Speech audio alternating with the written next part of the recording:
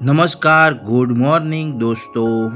આપણે આજે એક નવા વિડીયો કહાનીમાં મનુષ્યના જીવનમાં ઘણી બધી એવી બાબતો હોય છે જે આપણે રોજિંદા જીવનમાં અમુક કર્મ કરીએ છીએ, પરંતુ તેમના ફળની આપણને ખબર નથી હોતી. તો આજનો વિડીયો અંત સુધી જોજો અને જાણજો કે ક્યાંક તમારા જીવનમાં પણ આવી કુટેવ તો નથી ને, અને જો હોય તો સુધારવાનો પ્રયાસ કરજો, કારણ કે મૃત્યુ બાદ યમલોકમાં આવા નાના નાના કર્મોના પણ ખૂબ મોટા દંડ હોય છે. ગરુડ મહાપુરાણમાં આવા કર્મોના દંડ વિશે પણ જાણવામાં આવ્યું છે કે તો આજના વિડીયોમાં આપણે એ જાણવાનો પ્રયાસ કરીશું. સૌથી પહેલાં તો કે અતિ લોભ પાપનું મૂળ કહેવામાં આવ્યું છે. લોભ પણ એક પ્રકારનું પાપ જ છે. કહેવાય છે કે લોભનો ધોબ ન હોય, 1000 રૂપિયા મળે તેને 10, 20, 25,000 કે 10 લાખ રૂપિયા ભેગા કરવાનો લોભ લાગે છે. એ મેળવવા માટે મનુષ્ય અનેક પ્રકારના પાપ કરે છે. જે મળેલું હોય તે પોતે સુખીથી ખાતો નથી અને કુટુંબીઓને પણ ખાવા દેતો નથી. લોભનું ધન કંકારા સામાન કહેવાય છે, અને તેના મૃત્યુ પછી બીજા લોકો તેના ધનનો દુરુપયોગ કરે છે. પોતે દાન ધર્મ કર્યો નહીં હોવાથી આવા લોભિયાઓને નર્કમાં યમદૂતો અનેક પ્રકારના કષ્ટો આપે છે. બીજા નંબરે આવે છે નિંદા. આજના કહેવાતા સુધરેલા લોકો ઘણું ભણેલા પણ ગણેલા નથી હોતા. આવા મનુષ્યમાં નિંદા કરવાની ફેશન બની ગઈ છે. એકબીજાની નિંદા કરે છે. કોઈ ધર્મની નિંદા કરે છે, કોઈ ભગવાનની, તો કોઈ ધર્મના ચરિત્ર શીખવતા ગ્રંથોની નિંદા કરે છે.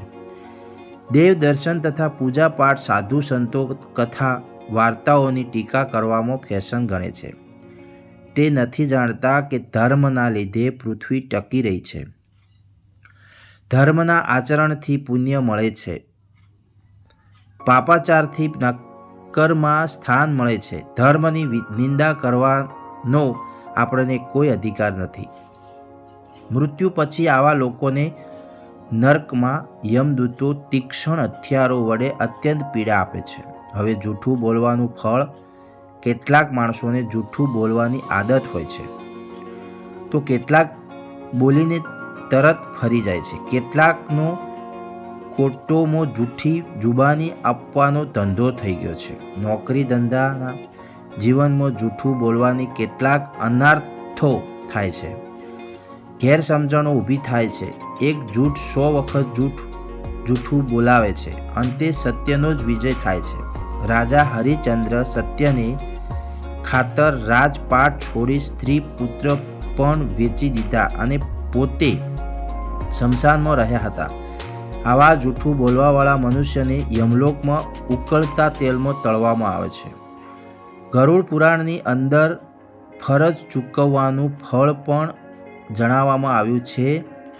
મનુષ્યને જીવનમાં એક અથવા બીજા ક્ષેત્રમાં વિશ્વાસપૂર્વક જે તે કર્મો સોંપવામાં આવે છે તેને પવિત્ર ફરજ ગણીને કામ ચોરી કર્યા વિના પૂરેપૂરી વફાદારીથી નિભાવવાની તેની પ્રાથમિક ફરજ છે. કામચોરી મહાપાપ છે. નોકરીની આવી કામચોરીથી માલિકને ક્યારેક ખૂબ મોટી નુકસાન થાય છે. ફરજ સૂચકથી કોઈને જીવ જાય છે. વિમાનોનો પાયલોટ, ટ્રેન કે બસનો ડ્રાઈવર નશો કરીને ડ્રાઇવિંગ કરે તો અસંખ્ય માણસોના જીવ જાય છે. તેનું પાપ લાગે છે. આમ મનુષ્ય ફરજ સૂચકના પાપથી નર્ક લોકમાં અનેક યાતનાઓ ભોગવે છે. યમદૂતોના કરોડો સહન કરે છે, કોરડા સહન કરે છે. એક અપંગ વ્યક્તિની ક્યારેય મશ્કરી ન કરવી. આપણી આજુબાજુ અપંગો ફરતા જણાય છે. કોઈ અંધ તો કોઈ અપંગ, એક યા બીજા અંગોની ખોટવાવાળા વિકલાંગો હોય છે. તેઓ પૂર્વજન્મ કોઈ કર્મના ફળ ભોગવતા હોય છે. એવું પણ બને કેટલાક લોકો આવા અપંગોને તિરસ્કારે છે, મશ્કરી કરે છે, ધક્કે ચડાવે છે. લૂલા, લંગડા, આંધળા, ડૂટા, ડીંગુજી વગેરે કહીને મશ્કરી કરે છે. આવા વચનો સાંભળીને અપંગને પારાવાર દુઃખ થાય છે, તે નિરાશા નાખે છે. આવા પાપ કરનારા યમલોકમાં પહોંચે છે ત્યારે યમદૂતો તેમના હાથ પગ કાપીને અતિશય કષ્ટો આપે છે. તો વળી ગરુડ મહાપુરાણમાં એવું પણ જણાવવામાં આવ્યું છે કે મનુષ્ય જ્યાં પણ રહેતો હોય તે દેશ સાથે ક્યારેય દેશદ્રોહ ન કરવો જોઈએ. દેશદ્રોહનું ફળ પણ ખૂબ ભયાનક હોય છે. પ્રજાની ફરજ હોય છે કે તે રાજ્યને વફાદાર રહે, તેના બદલામાં રાજ્ય તેનું પાલન પોષણ કરે છે, સુખ સુવિધા આપે, તેમનું રક્ષણ કરે છે, દુશ્મનોથી બચાવે. પણ રાજ્યોનો કોઈ પ્રજાજન રાજ્ય સાથે દ્રોહ કરે, નમક હરામ થઈને દગો કરે, દેશના દુશ્મનો સાથે દોસ્તી કરીને દેશના રહસ્યો જણાવે, દુશ્મનના પડખે બેસે, તે મહાપાપ છે. પોતાના ધન કમાવાના લોભથી પ્રેરાઈને આવા દેશદ્રોહીઓ દેશનો દગો કરે છે, દેશને ઘણું નુકસાન પહોંચાડે છે. દેશદ્રોહના પાપીઓ અંતે યમલોકમાં જાય ત્યારે યમદૂતો તેમને ચાબખાથી ફટકારે છે અને અધમૂળો કરી નાખે છે. વિશ્વાસઘાત અને દગાનું ફળ પણ ગરુડ પુરાણમાં વર્ણવવામાં આવ્યું છે. કોઈ પણ આપણા પર વિશ્વાસ મૂકીને અમુક કામ સોંપે ત્યારે તેને વફાદાર ન રહીને તેમની સાથે વિશ્વાસઘાત કરીને પોતાનો સ્વાર્થ સાધનારની સમજમાં કમી નથી. મનુષ્યે પ્રમાણિકતાને નીતિપૂર્વક પોતાનું તથા કુટુંબનું ભરણ પોષણ કરવું જોઈએ. મહેનત, પરિશ્રમ, પરસેવાની કમાઈથી બધા સુખી થાય છે. કેટલાક મનુષ્યો ઈશ્વરે આપેલી બુદ્ધિનો દુરુપયોગ કરીને છેતરપિંડી, અનીતિ, અપ્રમાણિકતા આચરીને સામાન્ય માણસને છેતરવાનો પ્રયાસ કરે છે. દોસ્ત સાથે, પતિ પત્ની સાથે, પુત્ર પિતા સાથે, ભાઈ સાથે છટકપટ કરીને દગા કરે છે. આવા પાપીઓ આખરે નરક લોકમાં જઈને બહુ કષ્ટ ભોગવે છે. તો વળી અનાર્થની લાચારીનો ગેરલાભ ઉઠાવવાવાળા લોકો માટે પણ સજાનું વર્ણન કર્યું છે. કેટલાક દુષ્ટજનોને ગુંડાઓ લોકોના બાળકોના અપહરણ કરીને તેમના અડ્ડાઓમાં ધકેલી દે છે. તેમના હાથ પગ કાપી, આંખો ફોડી, આંધળા બનાવીને તેમને વિકલાંગ બનાવીને ભીખ મંગાવવાની તાલીમ આપે છે. કેટલાક કિસ્સા કાતરું બનાવે છે, ચોરી કરતા શીખવે છે, દાણ ચોરીના માલની હેરફેર કરવાની તાલીમ આપે છે, ભિખારી બનાવે છે. આવા અપંગ બાળકોની ભીખની કમાણી પર તાગડ ધીંગા કરે છે. આ અઘોર પાપ ગણાય છે. આવા પાપીજનોની નર્ક લોકમાં જઈને અવળી ધાણીએ પીલવાના કષ્ટો ભોગવવા પડે છે. આ મહાપુરાણમાં કન્યા વિરમ્યનું ફળ પણ જણાવવામાં આવ્યું છે. દાદાને વહાલી દીકરી જન્મે ત્યારથી જ પારકી થાપણ ગણાય છે. દીકરીને ગાય દોરે ત્યાં જાય. કેટલા મા બાપ પોતાની દીકરીને ઉછેરીને મોટી કરે છે અને તેને છેવટે સારી મોટી રકમ લઈને વૃદ્ધ અથવા બીજવર, ત્રીજવર અથવા કુબડા કે પછી અપંગ કે બહેરા મૂંગાને નાણાંના લોભે પરણાવી દે છે. આવા મા બાપે કન્યાનો ભાર પોતાના શિરેથી ઉતારી તો નાખે છે, પણ દીકરીનું જીવન બરબાદ કરી નાખે છે. આવી લોહીની કમાઈ કરનારા પાપી મા બાપો કે સગા વહાલા જીવનમાં જ નહીં પરંતુ મૃત્યુ પછી પણ સુખ ભોગવતા નથી. અંતે યમલોકમાં જઈને યમદૂતોના હાથે તેમની ભારે પીટાઈ થાય છે. આ મહાપુરાણમાં સાધુ સંતોના અપમાનનું ફળ પણ વર્ણવવામાં આવ્યું છે.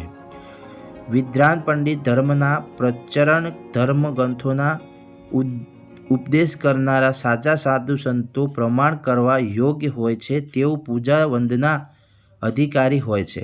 તેમની સેવા કરીને આશીષ મેળવવા જોઈએ. તેને બદલે કેટલાક દુર્જનો સંતોનો એક યા બીજી રીતે તિરસ્કાર કરીને હળધૂત કરી પોતાને આગળેથી હાંકી કાઢે છે. આવું વર્ણન પાપ ગણાય છે. આંગણે આવેલા સાધુ સંતો કે ભિક્ષુકને શક્તિ ન હોય તો ભલે કંઈ ના આપો, પણ તેનું અપમાન તો નહીં જ કરો. હાથ જોડીને તેમને વિવેકથી ના કહો, પણ તેમણે જાકારો દેનારા પાપીઓને યમલોકમાં અપાર કષ્ટો વેઠવવા પડે છે. ચોરી લૂંટફાટનું ફળ કેવું હોય છે તે પણ આ મહાપુરાણમાં જણાવવામાં આવ્યું છે. ચોરી કરવી અઘોર પાપ છે. ચોરી અનેક પ્રકારની હોય છે.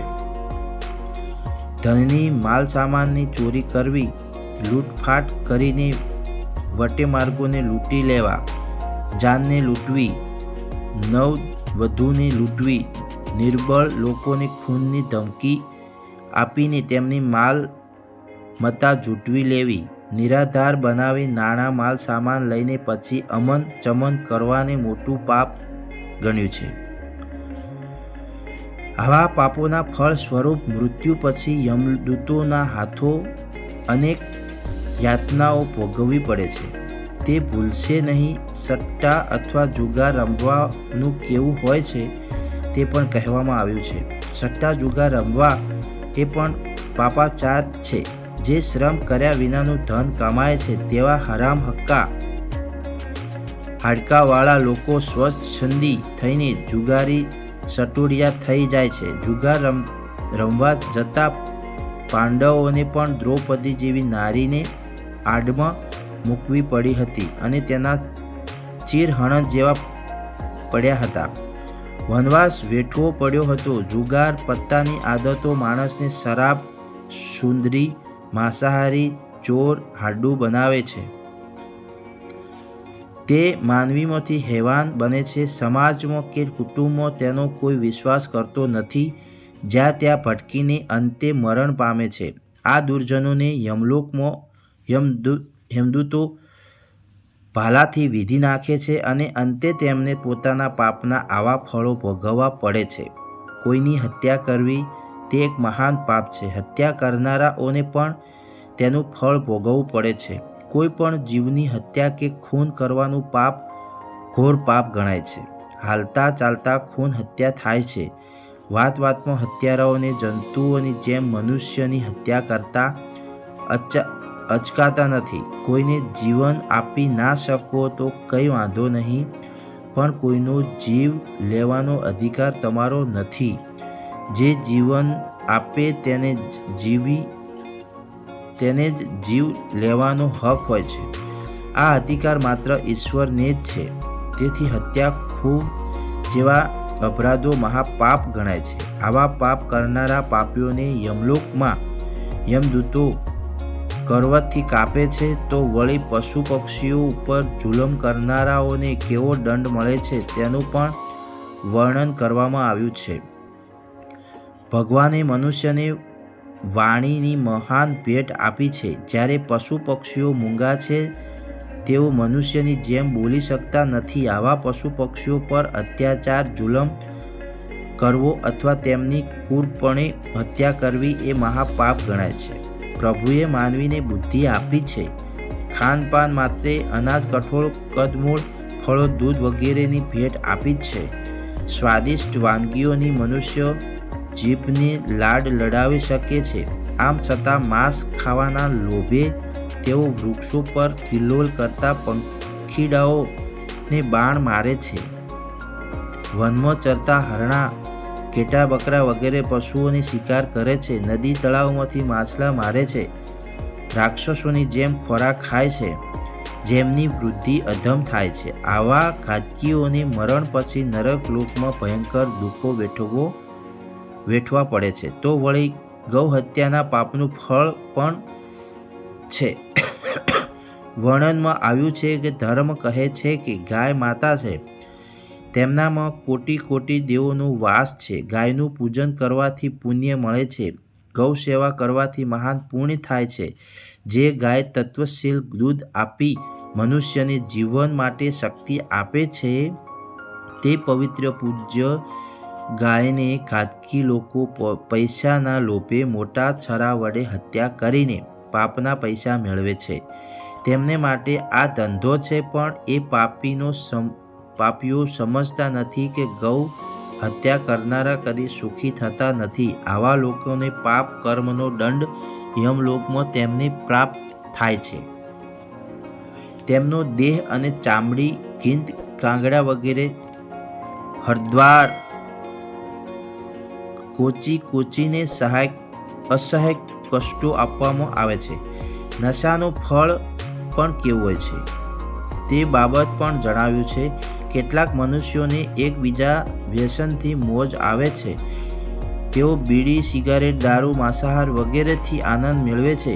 બધા વ્યસનોમાં દારૂનું વ્યસન શરીર માટે અત્યંત હાનિકારક ગણાય છે. દારૂડિયો સમજે છે કે પોતે દારૂ પીવે છે, પણ વાસ્તવમાં તો દારૂ તેને પીતો હોય છે. તે દારૂનો ગુલામ બને છે. શાનભાન ભૂલીને શરીરની અગોતની નોતરે છે. કોઈ માણસ દારૂડિયાનો વિશ્વાસ કરતો નથી. દારૂડિયાનું કુટુંબ બરબાદ થઈ દરિદ્ર ગરીબ બની જાય છે.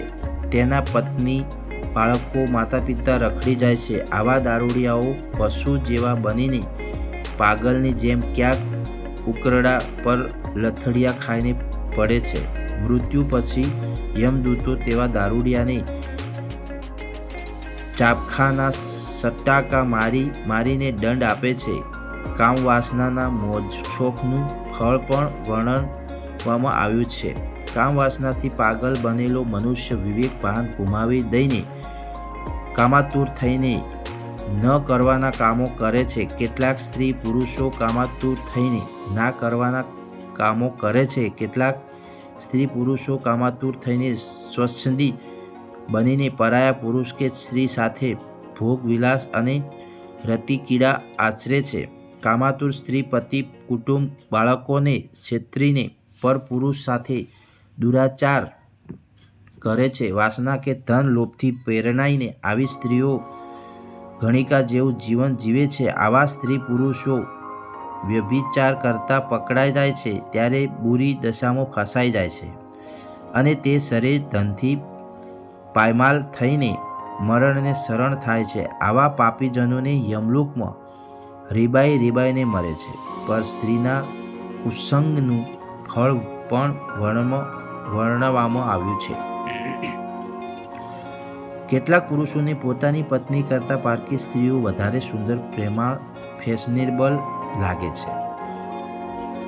પર સ્ત્રી ગમન મહાપાપ છે, વ્યભિચાર છે. કેટલાક પુરુષોની નજર ભોળી સ્ત્રીઓને શોધતી ફરે છે. તેવી સ્ત્રીઓને શિકાર બનાવવા પુરુષો કુલફટાક થઈને અપડેટેડ થઈ નવા વસ્ત્ર પરિધાન કરીને પરિસ્ત્રી સાથે પરિચય કેળવણીને પછી પરિણય કરે છે. ભોળી સ્ત્રીઓને ધન, મોજ, શોખની વસ્તુઓ, સાડીઓ, ઘરેણાંની લાલચો આપીને મોટર ગાડીમાં ફેરવે છે અને પોતે સર્જન હોવાનો અસલો ઓઢીને સ્ત્રીની ગરીબાઈનો ગેરલાભ ઉઠાવીને વિશ્વાસમાં લઈને લગ્નના વચનો આપી છે. મૈત્રી કરારો કરે છે, ફસાવીને ભ્રષ્ટ કરે છે, તેના પર અત્યાચારો ગુજારે છે. છેવટે એ સ્ત્રી રસ્તે રઝળતી છોડી દે છે. આવા પાપીઓને યમદૂતો ધગધગતા અગ્નિમાં નાખીને અતિશય કષ્ટો આપે છે. તો વળી સ્ત્રીઓ માટે પણ પરપુરુષ સાથે વિલાસનો દંડ પણ વર્ણવવામાં આવ્યો છે. પત્નીનો સાચો ધર્મ પતિને સુખ આપવાનો છે. આ માટે પતિવ્રત ધર્મનું પાલન આવશ્યક ગણાય છે.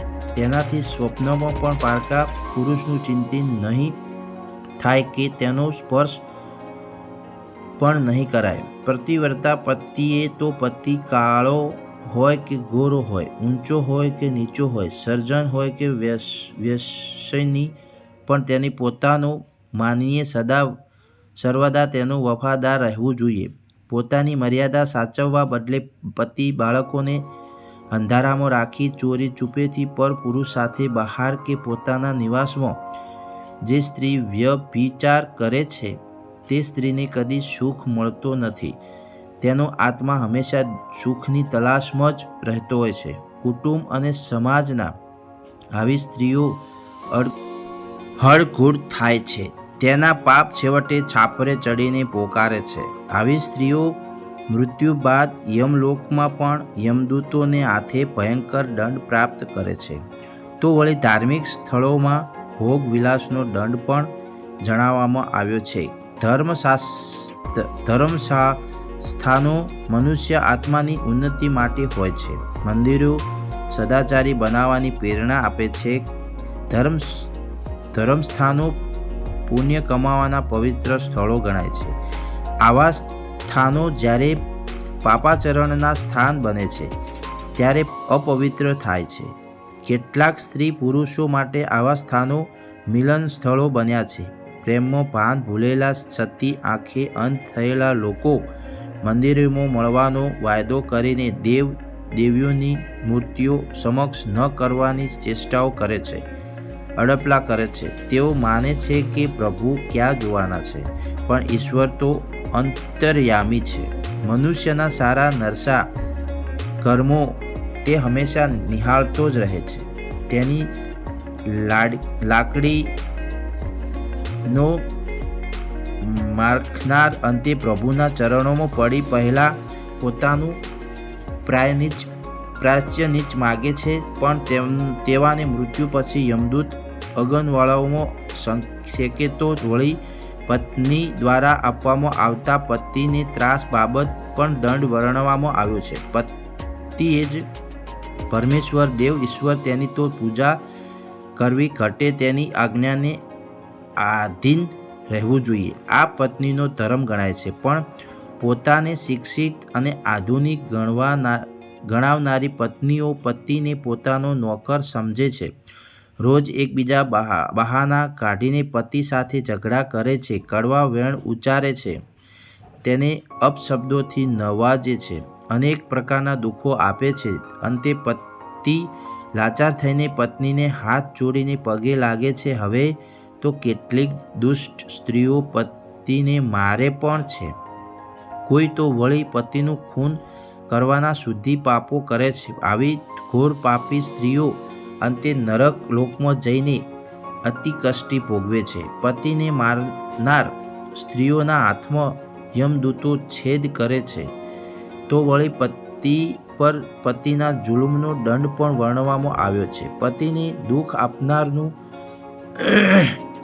અનિષ્ટ ફળ જેમ પત્નીને મળે છે તે પ્રમાણે પત્ની પર જુલમ ગુજારનાર પતિ પણ મહાપાપી ગણાય છે. કેટલાક પુરુષો પત્નીની કમાણી પર જલસા કરનારા હોય છે. એક યા બીજા પ્રકારે પત્નીને કમાવાની ફરજ પાડવામાં આવે છે, પરંતુ પુરુષ પોતાના મોજ શોખ પૂરા કરવા માટે કે પછી પોતાના વ્યસનોના ગુલામ થઈને પૈસા માટે પોતાની પત્નીને પરપુરુષને હવાલે કરતા પણ અચકાતો નથી. બસ પૈસા લાવ એ જ કહેવાનો તેનો સ્વભાવ હોય છે. પૈસા નહીં મળે તો પત્ની પર અમાનુષી જુલમ કરે છે. પર સ્ત્રી સાથે સંબંધ હોય તો તેને પોષવા માટે પોતાની પત્નીને ઘરમાં કંજૂસ થઈને ઓછા પૈસા આપે છે. આમાંથી છેવટે પતિ પત્નીને જીવતી જલાવી મૂકે છે કે ખૂન કરે છે.